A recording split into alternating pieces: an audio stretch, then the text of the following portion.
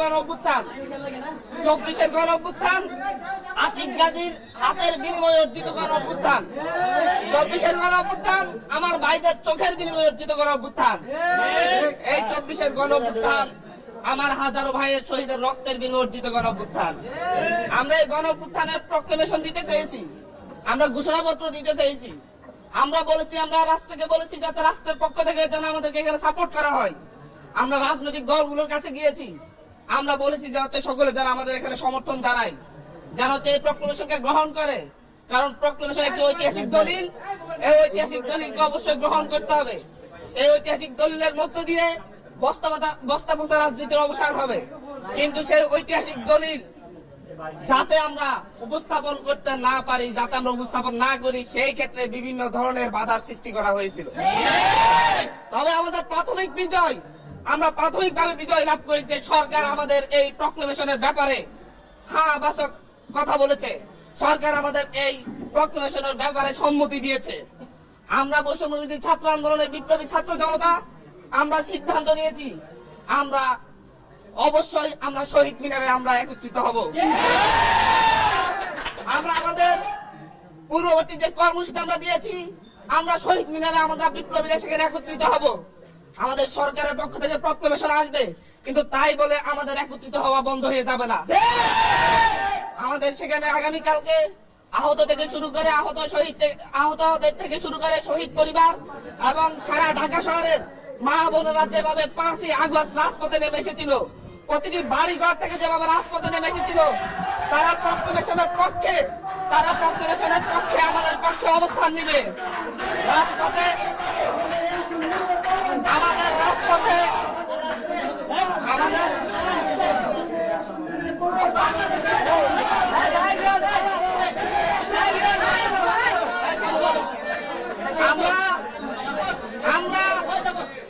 আমরা সারা ঢাকা শহরের মানুষকে বলবো, এই প্রক্লেমেশনের বিরুদ্ধে দেশি বিদেশি যে ষড়যন্ত্র হয়েছে, সেই ষড়যন্ত্রের বিরুদ্ধে সরকার একটি পেরেক মেরে দিয়েছে।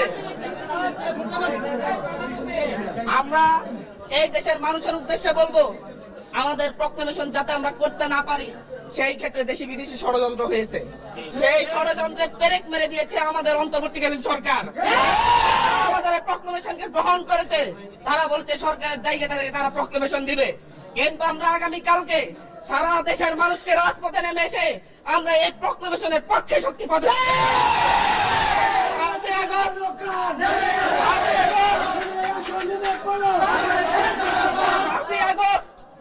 5ই আগস্ট ঢাকা শহরের প্রতিটি বাড়িঘর থেকে মানুষ নেমে এসে এদেশের গণ অভ্যুত্থানের পক্ষে শপথ নিয়েছিল।